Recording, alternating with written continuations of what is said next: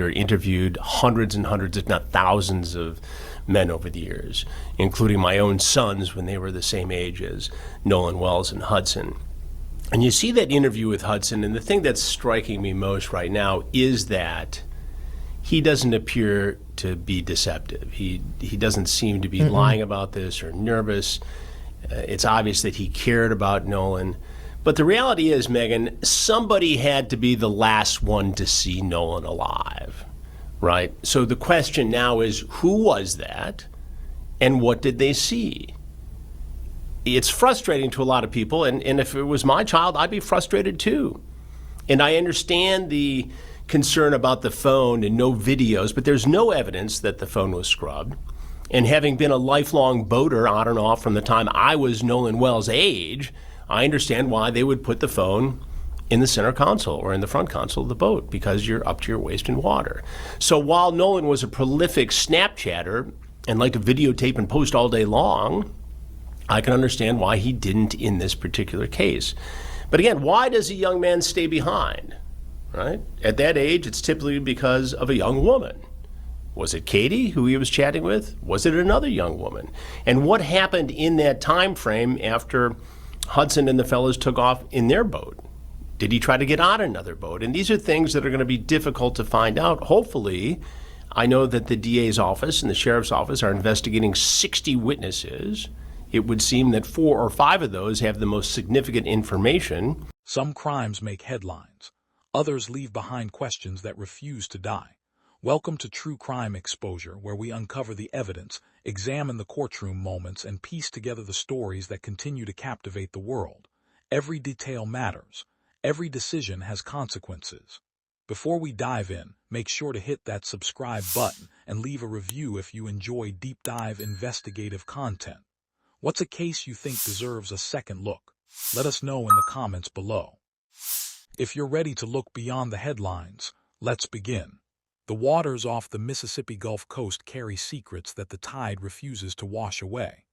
On July 4th, under the blinding sun and amidst the roar of speedboat engines, hundreds of young adults gathered on the sun-bleached shores of Horn Island to celebrate Independence Day. Music blasted across the waves, alcohol flowed freely, and high school athletes mixed with longtime friends in what should have been a summer afternoon of carefree youth.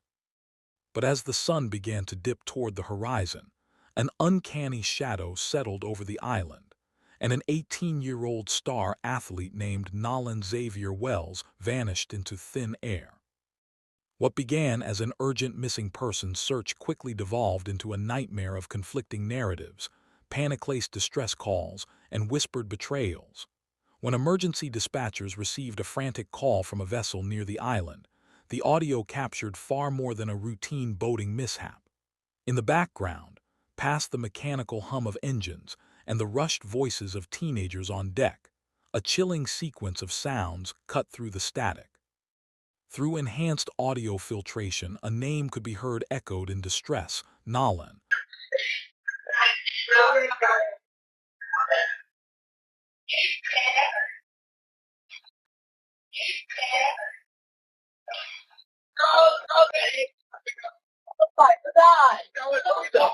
Voices huddled together in sudden panic, asking questions that no parent should ever have to hear.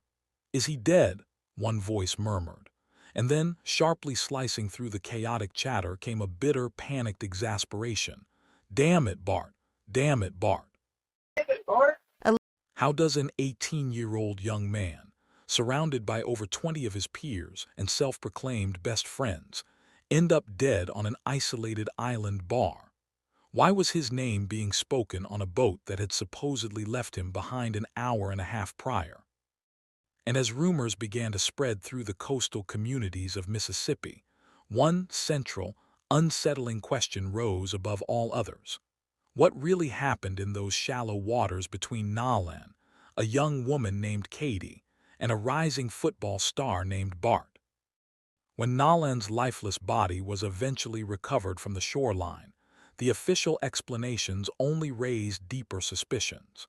Initial claims suggested Nolan had simply chosen to remain on the beach, heavily intoxicated and in the company of a young woman. Yet eyewitness reports, digital footprints, and dispatch recordings began to tell a drastically different story. One involving altered boat coordinates, mysterious cancellations of Coast Guard assistance, and desperate attempts to silence those on board before dispatchers could hear the truth. As federal and local authorities dug into the digital trails, subpoenas began flying towards social media platforms, location tracking applications, and prominent local figures. Legal notices warned of potential evidence destruction, while grieving family members fought through an ocean of silence to demand real answers. The sun-drenched sanctuary of Horn Island had become the backdrop of a horrifying mystery, where jealousy, high-stakes athletic careers, and secret relationships collided with fatal consequences. To understand the sudden shatter of that July afternoon, one must go back to the web of friendships and rivalries that formed the backdrop of Ocean Springs, Mississippi. Nolan Wells was an 18-year-old high school student athlete, vibrant, well-liked, and known for his charismatic presence. He moved through his circle of friends with a natural ease, often seen at the center of social gatherings, football games, and weekend trips to the beach.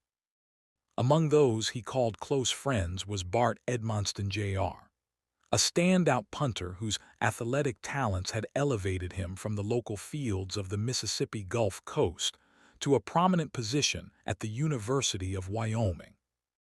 Bart came from an athletic lineage. His father had kicked for the University of Florida in the mid-1990s, instilling a relentless drive for success that was passed down like a family crest. Bart's life was meticulously engineered around football, with a promising career dangling right within his reach. To those looking from the outside, Nolan and Bart were part of the same tight-knit coastal crowd, bound by mutual acquaintances, shared social circles, and the unwritten codes of local youth culture. Yet beneath the surface of summer parties and high school athletic pride, subtle shifts in dynamic began to take form. At the center of this social ecosystem was a young woman named Katie. For months, whispers had circulated about who Katie was dating and where her loyalties lay. Rumors tied her to Bart, suggesting a serious romantic connection that elevated Bart's personal stakes in her life. But on the afternoon of July 4th, as 3 boats loaded up with over 20 teenagers near Eli Jackson's grandparents' home, the seating arrangements and personal interactions painted a far more complex picture. Eyewitness accounts from that day described Nolan standing in the shallow, clear waters of Horn Island, cradling Katie in his arms. It wasn't a casual encounter. Observers recalled the two of them held closely in the water, sharing an undeniable closeness. Self-proclaimed friends who passed by made slick, teasing remarks toward Nolan about the girl in his arms. Nolan simply laughed, shaking his head in the warm sunlight, seemingly unbothered by the jabbing jokes. And Nolan was cradling a girl in his arms, Katie, Katie. And Katie, Nolan was sitting there, and the last time I saw him, I looked at Nolan, and Nolan was like shaking his head, laughing, and I was like, dude, you crazy. But to those watching closely, the tension was palpable. The sight of Nolan holding Katie, a girl so closely associated with Bart, was an unspoken breach of an invisible boundary. As the sun reached its peak, the atmosphere on the island began to shift from light-hearted celebration to something far heavier. Friends noticed groups pulling away into quieter hushes on the sandbar. Alcohol was flowing, but the underlying friction was driven by something deeper than booze. It was fueled by territorial jealousy, high school politics, and the looming presence of futures built on public reputation. The stage was set, and as the afternoon wore on toward 3:00 p.m., the quiet dynamics on Horn Island were about to rupture into irreversible tragedy.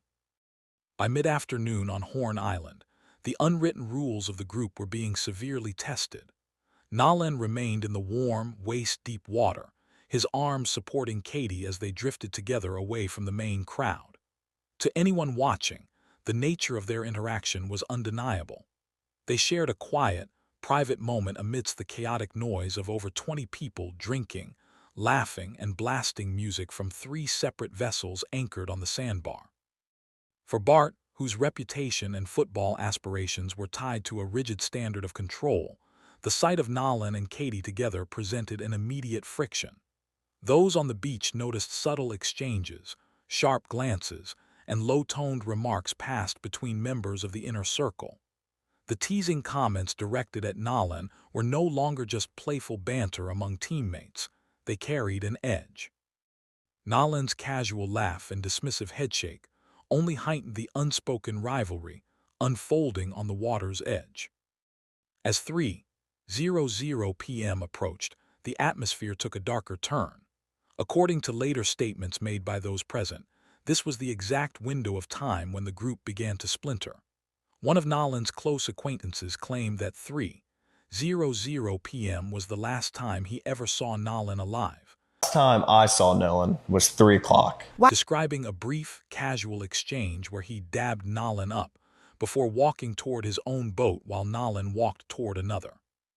But that version of events left massive gaps in the timeline that would soon haunt investigators. Around this time, Katie's presence on the island suddenly became a point of urgent concern for her family.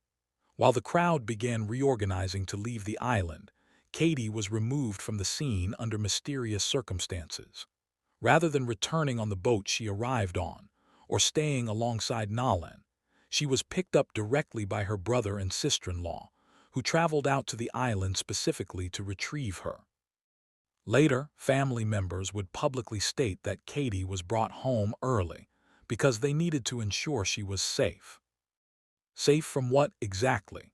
Horn Island was supposed to be a casual, routine holiday hangout among high school friends and college athletes. Yet the sudden, panicked intervention by Katie's family suggested that something serious had already occurred on the sandbar, or was about to. As Katie was whisked away to safety, Nolan was left behind, isolated in an increasingly hostile environment as the boats prepared to pull away from shore. As 4:31 p.m. arrived, 3 boats engine-roared away from Horn Island, carving white foam into the blue waters of the Sound. On board one of the primary vessels, a boat tied directly to the Edmonston family and carrying a packed deck of silent, uneasy teenagers, the atmosphere had shifted from festive to sheer terror. An hour and a half had passed since Nolan was allegedly last seen standing on the sandbar, yet he was nowhere to be found on the beach behind them. Then came the distress call to the Mississippi Department of Marine Resources. What was presented to authorities as a routine boating complication quickly unraveled when audio engineers and independent investigators began dissecting the background noise of the recorded 911 call. The moment the vessel operator got on the line with the emergency dispatcher, an abrupt hush fell over the passengers on deck. But before that silence took hold, the ambient audio captured a frantic, chaotic conversation unfolding in real time. Past the static and the engine hum, voices could be heard calling out Nolan's name, confirming to many that Nolan was not left behind on the beach as initially claimed, but was either on or directly involved with the vessel as it departed. A voice cut through the background with a chilling question. Is he dead?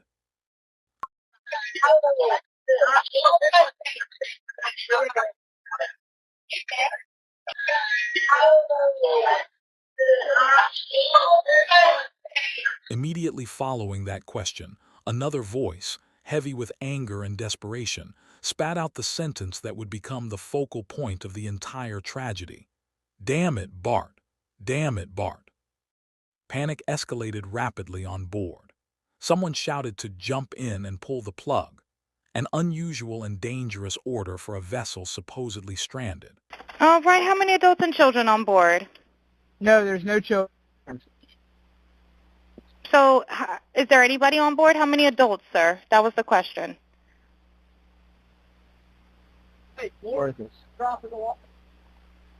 Hello, can you hear me?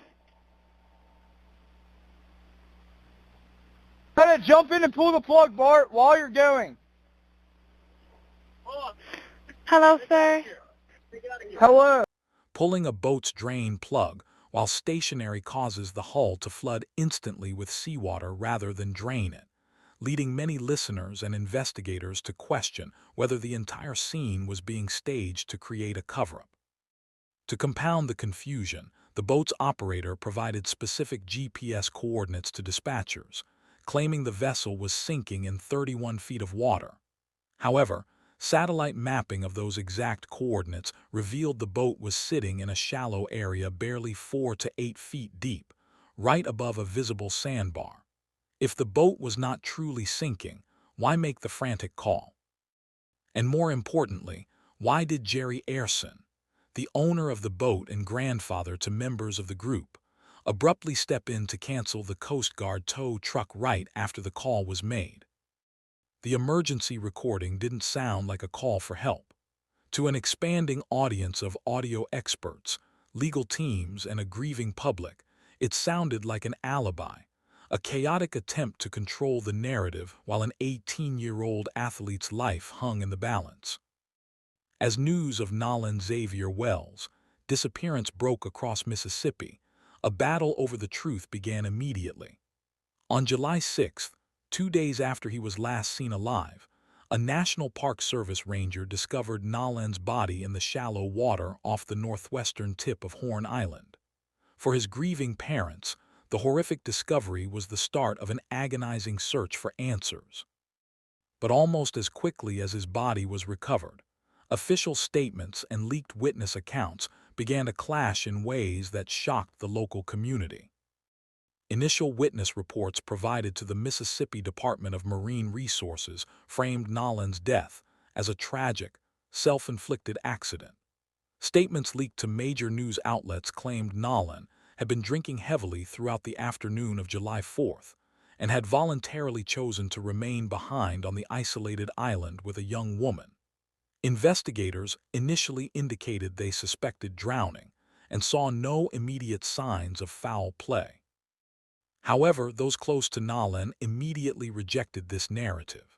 His parents made it clear that Nolan was an athletic wide receiver in prime physical condition, an accomplished swimmer, and someone whose character made it unthinkable that he would willingly abandon his group on a remote island 8 miles off the coast without his phone. Nolan's phone had not been left on the beach. It was later tracked by his mother, using the location app Life 360, to a mainland house belonging to one of the very friends who had left him behind on the boat. Further complicating the narrative, prominent civil rights attorney Ben Crump stepped in to represent the Wells family, pointing out glaring, unexplainable contradictions. While friends on the boat claimed Nolan chose to stay on the island to talk to Katie, witnesses on the shore stated that Nolan had explicitly said he was heading back to get on the boat with his friends. Furthermore, preliminary findings from an independent autopsy arranged by the family, facilitated by former NFL athlete Colin Kaepernick, and performed after Nolan's body was flown to Washington, D.C., listed the cause and manner of death as undetermined pending investigation, directly challenging early assumptions of a simple drowning. The narrative shifted once again when public statements from local authorities faced intense scrutiny. Sheriff John Ledbetter initially declined to speculate on whether alcohol or drugs played a role, emphasizing that investigators respond strictly to facts rather than rumors. Yet shortly thereafter, internal emails and witness summaries were leaked to media outlets, pushing the narrative of heavy drinking on the beach before any official toxicology report had even been finalized by the state medical examiner. Medical experts publicly noted that post-mortem decomposition can naturally produce alcohol in the blood, making early claims of heavy intoxication legally and scientifically premature. With every passing day, the official story seemed to crumble under the weight of its own inconsistencies. The public was left to ask, why were selective witness statements being leaked to blame the victim, while critical forensic details remained guarded behind closed doors? With local authorities maintaining a tight veil of secrecy, the legal battle for Nolan Wells transitioned from the shoreline to the courtroom. The district attorney issued a public statement reminding the community that under Mississippi law, prosecutors and law enforcement agencies are ethically restricted from releasing specific investigative details to the public prior to grand jury proceedings. Restraint, the district attorney argued, was not an attempt to hide the truth, but a mandatory legal obligation to preserve the integrity of the investigation and protect the rights of all involved. Yet for Nolan's family and their legal team, waiting passively was not an option. Recognizing that critical digital evidence could easily be lost, overwritten, or intentionally deleted as weeks dragged on, Mississippi-based attorney Gary Bufkin filed a series of aggressive legal actions. Subpoenas were officially issued to major tech giants, demanding account records, messaging logs, and location data associated with Nolan's final hours from platforms including Snapchat, WhatsApp, TikTok, Meta platforms, and the location tracking application Life360. At the same time, formal spoliation letters were served to multiple high-profile individuals across the community, including local judicial figures such as Judge Ashley Cole and members of her household. These legal notices placed recipients under an explicit duty to preserve all electronic communications, cloud backups, and physical evidence related to the events of July 4th. The notices made it clear, any deletion, alteration, or failure to secure potential evidence could result in severe court sanctions, criminal charges, or evidentiary rulings that would allow a jury to draw a negative inference of guilt against them. As attorneys pressed for digital records, federal agencies and independent forensic specialists began assembling a comprehensive timeline of the 911 call, the vessel coordinates, and the digital footprints left on the island. The focus zeroed in on every individual who set foot on those 3 boats, every message sent before the signals died, and the exact sequence of events that took place after Katie was escorted off the beach. The wall of silence that had protected the suspects for months was beginning to crack under the weight of binding legal demands. The sun still shines brightly over the waters of Horn Island, but for those who know what happened on July 4th, the beach will never look the same. What began as a summer holiday among high school friends and rising athletes ended in the horrific, unexplained death of an 18-year-old young man whose entire future lay ahead of him. Nolan Xavier Wells was left to perish in the tide while those he called his closest friends pulled away, argued over stories, and made frantic calls in shallow waters. As legal battles drag on, spoliation notices take effect, and grand jury proceedings loom in the background. A cloud of haunting questions continues to hang over the Mississippi Gulf Coast. Was Nolan's death a tragic sequence of terrible decisions and panic? Or was it the violent result of an unspoken rivalry over a young woman named Katie? A rivalry that flared out of control on an isolated sandbar, sealed by a pact of silence among teenagers desperate to protect their reputations and futures. The true test of justice now lies in whether digital footprints, forensic evidence, and relentless legal action can finally break the silence of that summer afternoon. Until every piece of audio is analyzed, every text message recovered, and every witness placed under oath, the full truth of what happened to Nolan Wells remains buried beneath the surface. When a young life is lost under such suspicious circumstances, where does the line lie between panic and deliberate concealment? Do you believe the audio recordings and conflicting stories point to a tragic accident? Or is this a case of a cover-up protected by silence? Let us know your thoughts in the comments section below. If you want to support independent true crime coverage and help bring exposure to cases that demand justice, like this video to help spread Nolan's story. Subscribe to True Crime Exposure for deep, unfiltered documentary investigations. Share this episode with others who care about truth and turn on all post notifications so you never miss an update on this ongoing case.